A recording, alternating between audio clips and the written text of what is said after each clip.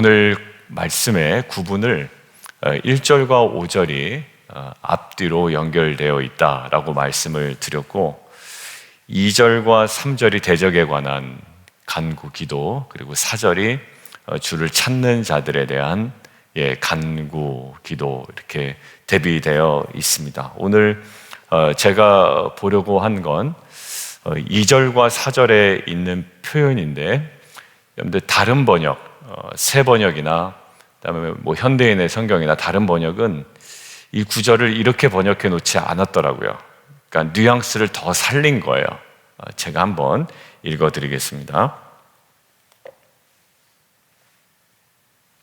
2절이 이렇게 되어 있어요. 주님은 내 목숨을 노리는 자들이 수치를 당하게 해주십시오. 내 재난을 기뻐하는 자들이 모두 물러나서 수모를 당하게 해주십시오. 여기 새 번역에 뭐라고 나와 있냐면 의미를 강조합니다. 그러니까 번역할 때 의미를 강조한 번역이에요. 오히려 새 번역이. 그러니까 여기서 제가 무엇을 말씀드리냐면 내 목숨을 노리는 자들. 자, 근데 개역 개정에는 뭐라고 되어 있나요? 찾는 자들 얘기했습니다. 그러니까 찾는 자들이라고 되어 있는 것을 새 번역은 그 느낌을 조금 의미를 살린 거예요. 내 목숨을 노리는 자들입니다. 4절로 가볼게요. 주를 찾는 모든 자들이라고 지금 개역 개정에 되어 있습니다.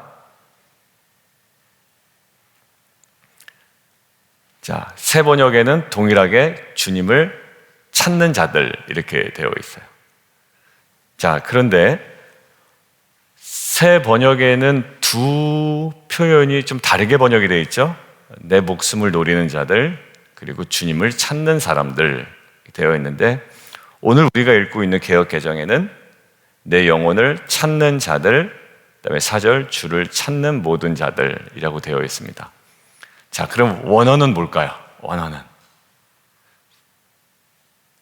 원어는 동일합니다. 단어가 비슷한 게 아니라 아예 동일합니다. 똑같습니다. 그런데 지금 대적들과 주를 찾는 자들의 동사는 똑같은데요. 뭐만 달라요? 대상만 달라요. 저는 오늘 시편 70편 어제 묵상하다가 같습니다. 별로 달라 보이지 않아요? 그런데 이 대상이 다른 거예요. 나의 영혼을 찾는 자들이고요. 그러니까 나를 대적하는 자들의 특징이 내 영혼을 계속 노리고 있습니다. 계속 바라보고 있어요. 그런데 이 4절에 있는 이 표현 속에, 성도의 모습 속에 주를 찾고 있습니다. 다윗의 모습을 보면 가장 어려울 때, 고난이라는 특수한 상황 가운데 우리가 있을 때 놓치기 가장 쉬운 게 이제 기도의 자리인 것 같아요. 그리고 기도의 자리를 놓치고 어디를 보냐면 이제 대적들이나 상황들을 보죠. 그러니까 그것들을 좀 간단하게 일반화로 이야기하면 사람이나 상황을 자꾸 보게 됩니다. 그러니까 우리가 안 그런 것 같지만 고난이라는 특수한 상황 가운데 우리가 있으면 한번 임재일기를 써보시면 알 것 같아요. 어제부터 이제 임재일기 서로 간에 나눴습니다. 사역자들끼리. 써보시면 내가 진짜 사람 많이 의식하는구나 라는 것들을 느끼겠더라고요. 그리고 상황에 굉장히 예민하구나. 근데 그런 반면 내가 하나님께 나아간다 라는 것들은 극히 제한적이다. 아니진 않아요. 찾아가요. 근데 굉장히 제한적이구나 라는 것을 느꼈습니다. 그러니까 해보니까 진단이 나와요. 면밀히 관찰하다 보니까. 그러니까 다윗을 보면 고난이라는 특수한 상황 가운데 사울이라는 인물을 주목할 수 있고, 압살롬이라는 어찌 보면 자기 아들이지만 눈에 보이는 대적을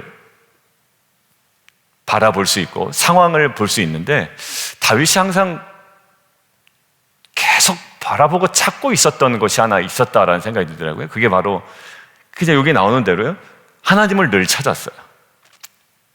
근데 우리의 일상에서도 사실 이런 모습이 보입니다. 한 목사님의 그 나눔을 제가, 우리 교회 목사님이 아니고 이름이 안 써 있더라고요. 이 어떠한 인용을 하신 것 같아요. 제가 한번 읽어드리도록 하겠습니다. 목회를 하다가 성도들의 근거 없는 말 때문에 마음에 큰 고통을 겪은 적이 있었습니다. 사실 말보다 성도들이 목회자인 저를 전적으로 신뢰하고 있지 않다는 실망감 때문에 마음이 아팠습니다. 배신감도 느꼈습니다. 어떻게 이 문제를 풀어갈 것인지 많은 고민을 했습니다.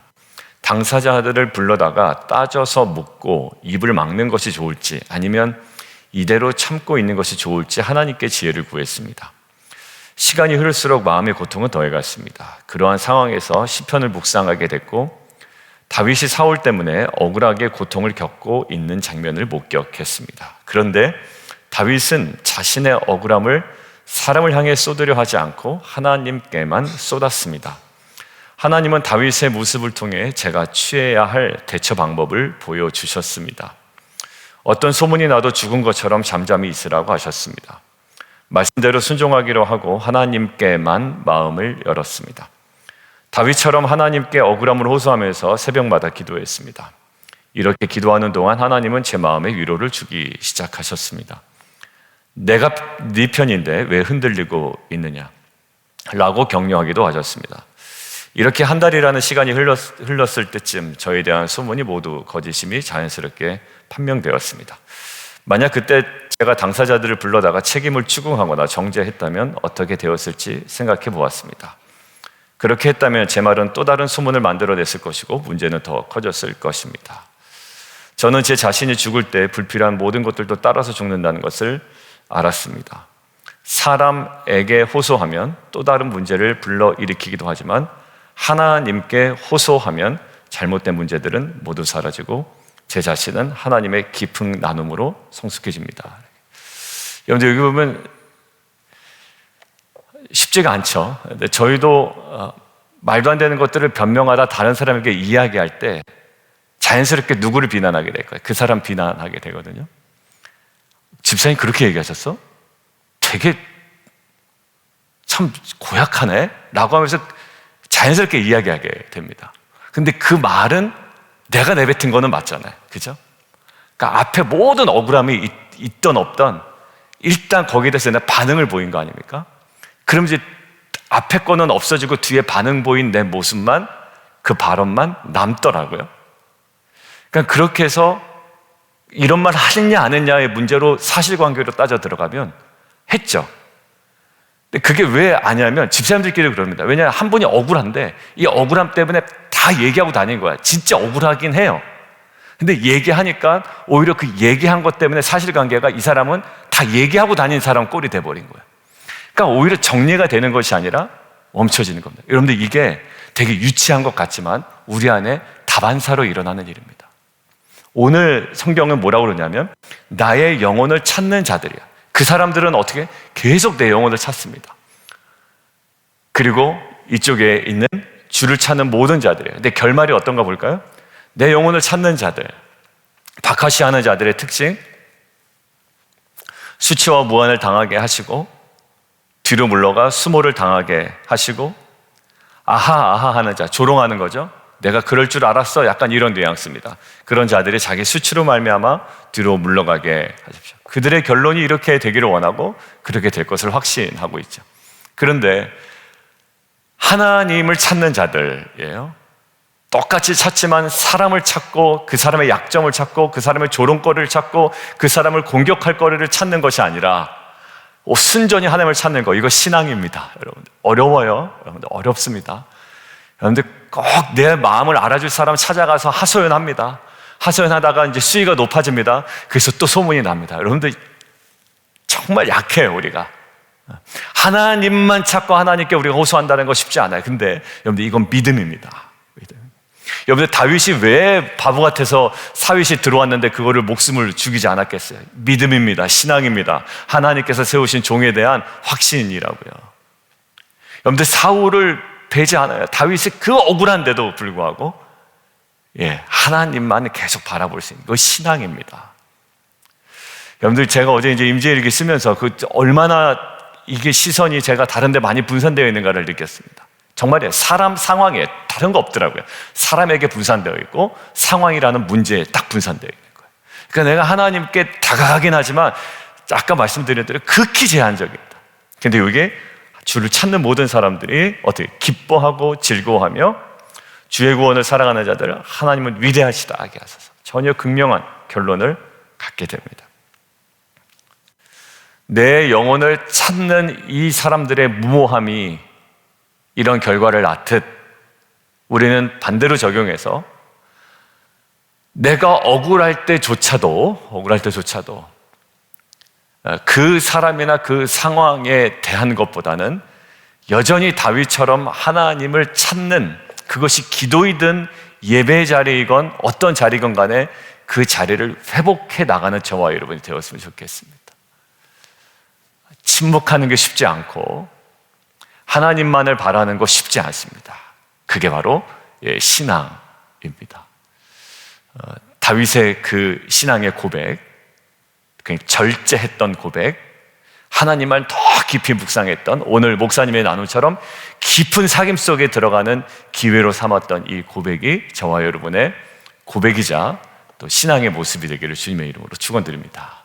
두 번째, 그럼 우리는 그 사람의 약점만을 찾는 자들, 호십탐탐, 그렇지, 이렇게 잘못 판단한 것 같아, 근데 저 사람의 약점을 들춰내고 말 거야, 만방에 알리고 말 거야, 이런 관점이 아니라 관계의 어려움 속에서 하나님을 찾는 자들인데요, 하나님을 찾는다 라고 할 때 또 두 가지 모습이 보이는 거예요. 그 안에서도. 자, 우리는 하나님을 찾는다 라고 할 때 그냥 찾으면 다 괜찮아요. 그런데 엘리야의 모습이 좀 생각이 나더라고요. 묵상하는데. 다윗의 모습이잖아요, 이 본문은. 네, 엘리야의 모습인데 저기 한번 보겠습니다. 열왕기상 한번 볼게요. 19장 한번 보겠습니다. 열왕기상 19장 4절입니다. 그 앞에 어떤 일이 벌어졌는지는 우리가 이미 다 알고 있습니다. 바알 선지자들과 이방 선지자들과 싸움에서 대승을 거뒀습니다. 하늘에서 불이 내립니다. 난리가 났죠. 근데 그 이세벨의 그 독설 한마디에 완전히 깊은 다운, 어려움 가운데 침몰해버리고 맙니다. 그때 19장 4절 제가 읽겠습니다.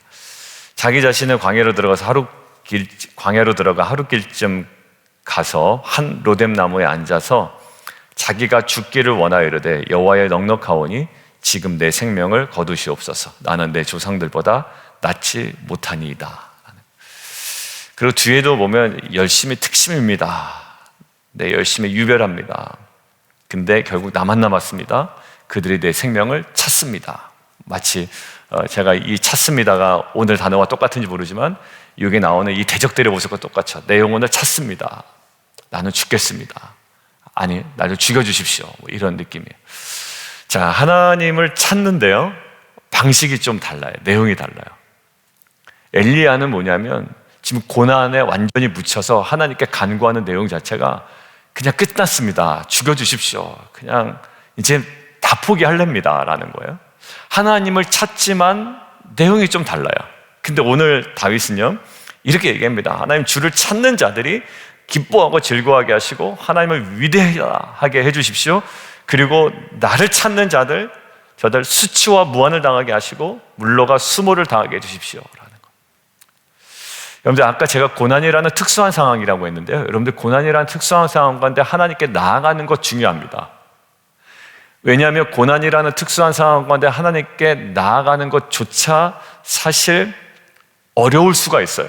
왜냐하면 그 상황은 나를 기도의 자리에서 멀어지게 하기 때문입니다. 여러분들, 기도 어렵다고 새벽 기도 나오는 거 아니에요. 사실 어려워서 아예 포기하고 안 나오신 분들도 있다는 거 꼭 기억하시고, 내 일상이 너무 루틴인가? 아니요, 은혜입니다. 사실은 여러분들, 수많은 고난당한 사람들이 새벽 기도 나오실 것 같죠. 근데 그렇지가 않아요. 어려워도 기도할 엄두조차 못 냅니다. 왜? 너무 어렵기 때문에. 나는 어려울 때만 나오나? 아니요, 그렇지 않은 것 같아요. 오히려 기도해야 될 때인데도 불구하고 기도를 못하는 경우도 있어요. 아니요, 안 하는 경우도 있습니다. 근데 고난이나 특수한 상황 가운데 기도에서 멀어질 수 있지만 지금 찾아요. 근데 찾는데 우리는 어떠한 도전을 받을 수 있냐면 기도의 내용이 무기력해질 수 있다는 거예요. 누구처럼? 엘리야처럼. 맨날 기도하는 게 무기력해. 그러니까 내 영적인 상태가 기도의 내용으로 사실 나오게 되어 있는 거예요. 여러 가지 분위기나 표현이나 방식이. 왜?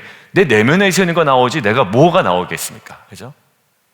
그러니까 결국 우리가 찾되, 주를 찾되 갈급한 자처럼 찾고 그분이 누구신지를 알고 우리가 나아가는 거예요. 여러분들 결국 하나님은 위대하시다라고 찬양할 건데 우리는 그럼 하나님이 끝났습니다 이렇게 기도할 건 아니잖아요. 엘리야의 간구에서도 사실 하나님은 엘리야를 호렙산으로 인도하셔서 변화시키십니다. 근데 그 기도가 결국 하나님께서 바꾸시는 모습이 되지만 바꾸셨다라는 맥락에서 보면 앞에 그 간구는 그닥 하나님 입장에서는 만족스럽지 않았던 간구이면 확실하단 말이에요. 우리가 하나님을 찾되 엘리야의 이 자포자기한 무기력한 찾음이 아니라 오늘 다윗에게 보여지는 굉장히 기뻐하고 즐거워하며 하나님을 위대하시다 하게 하십시오. 그리고 그들이 수치와 무한과 수모를 당하게 해주십시오라는 위대하신 하나님의 그 속성과 성품에 근거한 찾음이 그리고 간구가 그러한 기도가 우리 안에 회복되기를 원합니다. 그래서 더 이상 이제 무기력함이니 우리 안에 좀 조금씩 사라졌으면 좋겠어요. 그러니까 내 감정대로 믿는다라는 것들을 제가 조금 느낍니다. 그 당시에 내 감정, 내 느낌, 내 분위기. 그러니까 이게 왜 그러냐면 우상이 됩니다. 우상이 되면 그것이 절대시 되거든요. 우상은 절대시야. 뭐 그런 식으로 기도해? 우리는 순응하면서 기도해야지. 그러니까 다 자기 감정이고 자기 느낌이에요. 근데 우리는 뭐예요? 진리에 따라 기도하는 거고 성령에 따라 기도하는 거다. 그러니까 예배하는 자의 특징이 뭡니까? 영과 진리로 예배하는 거죠. 내 감정에 오늘 피곤하니까 내가 찬양 좀 작게 해야지. 여러분들 아니에요. 나는 피곤하니까 오늘 하나의 말씀을 또박또박 읽지 않아야지. 그것도 아닙니다. 여러분들 영과 진리로 예배한다는 건 이곳에 계신 하나님께 우리가 정확하게 나아가는 거거든요. 우리가 찾되 무기력함으로 나아가는 것이 아니라 오늘 다윗처럼 엘리야의 모습이 사라지고 하나님께서 우리를 이끄시는 대로 결국 진리가 우리를 자유케 하리라라고 이야기했죠. 이 진리로 또 진리이신 하나님께 우리가 온전히 나아갈 때 그분의 능력과 위대하심을 근거로 다시 한번 우리의 모든 삶의 기반이 새롭게 변화되는 귀한 은혜의 아침 되기를 주님의 이름으로 축원드립니다. 우리 함께 기도하며 나가도록 하겠습니다.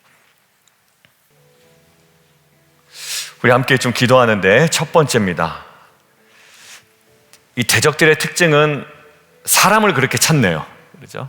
공격할 거리가 있든지 아니면 반격을 할 모양이든지 어떠한 것, 조롱을 할 목적이든지 사람을 찾아요. 근데 이쪽은 주를 찾습니다. 똑같은 단어, 바카시라는 단어인데 대상이 달라요. 신앙은 대상이 다릅니다. 우리는 대적들의 모습까지는 아닐지라도 대적들이 우리를 공격할 때 대적들을 또한 약점을 찾아요. 그러니까 사실 임재일기를 쓰다 보니까 수많은 우리의 시선의 분산을 경험하게 됩니다. 쓸 때 하나님께 집중하지만 일상을 되돌아보니 그게 아니더라고요.